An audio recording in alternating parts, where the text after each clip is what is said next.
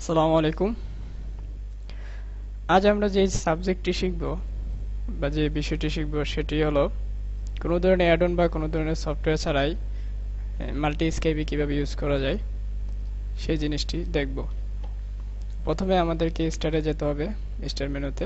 সেখানে গিয়ে স্কাইপের যে আইকনটি আছে সেটাতে রাইট বাটন ক্লিক করে ওপেন লোকেশন ফাইল লোকেশন, তারপর এখান থেকে রাইট বাটন ক্লিক করে সেন্ড টু ডেস্কটপ, তারপর স্কাইপের যে আইকনটি আছে সেটাতে রাইট বাটন ক্লিক করে প্রপার্টিজ। এখানে সবশেষে আমাকে একটি স্ল্যাশ দিতে হবে,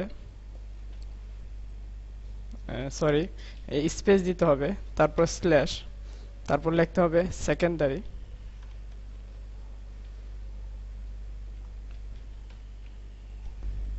অ্যাপ্লাই, তারপর ওকে। এখন আমি আমার যে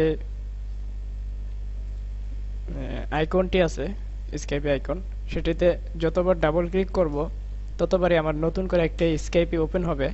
এমনকি সেটিতে আমি লগ ইন করলে এক্সট্রা একটা আইডি লগ ইন হবে। আমি দেখাই, এখানে যদি আমি ক্লিক করি তাহলে দেখা যাবে একটি স্কাইপি আইডি ওপেন হলো। আরেকটা যদি ক্লিক করি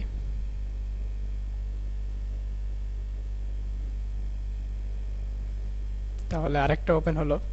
আমি এখানে দুইটা লগ ইন করতে পারতেছি। এরকমভাবে যতগুলা ক্লিক করব ততগুলা ওপেন হবে। তো আপনার যতটা আইডি লগ ইন করার প্রয়োজন স্কাইপ আইডি, ততগুলোই আপনি একসাথে ইউজ করতে পারবেন। তো আজকের মূল বিষয় এটাই ছিল। তো ধন্যবাদ সবাইকে আজকের টিউটোরিয়াল উপভোগ করার জন্য।